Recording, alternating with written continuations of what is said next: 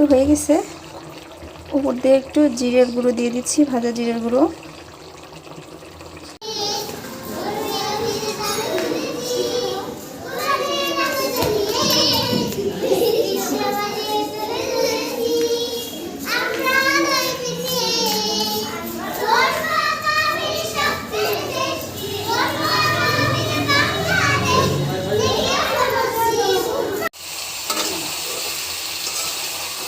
মাংসটা খুব সুন্দর করে আমি ভাজি করে নিব।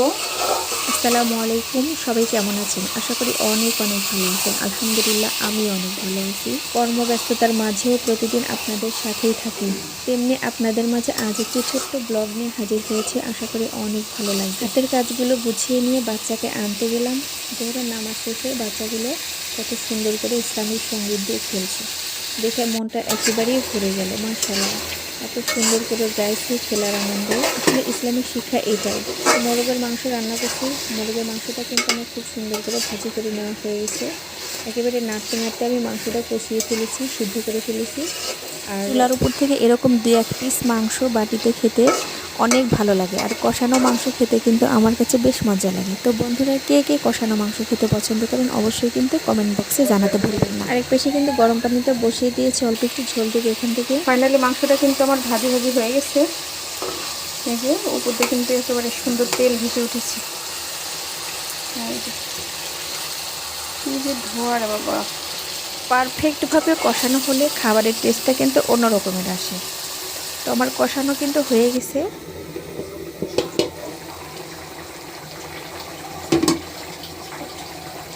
খুব সুন্দর ফুটতে শুরু করেছে। আমার তরকারি কিন্তু হয়ে গেছে। উপর দিয়ে একটু জিরের গুঁড়ো দিয়ে দিচ্ছি, ভাজা জিরের গুঁড়ো। তরকারির টেস্টটা কিন্তু আরও সুন্দর আসবে।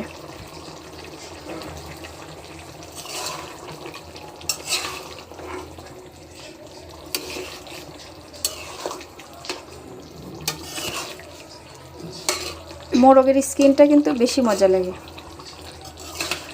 আমি কিন্তু এই মোরগের মাংসর কিন্তু এই যে এর সাথে কিন্তু স্কিনটা রেখে দিয়েছি।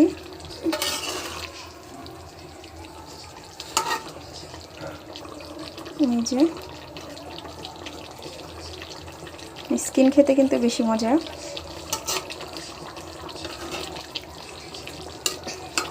তো বন্ধুরা, আজকে আমার তরকারিটা কেমন হয়েছে, ভালো লাগলে অবশ্যই কিন্তু লাইক কমেন্ট করতে ভুলবেন না। তো আজকে এই পর্যন্তই। সবাই ভালো থাকবেন, সুস্থ থাকবেন। আসসালামু আলাইকুম, আল্লাহ হাফেজ।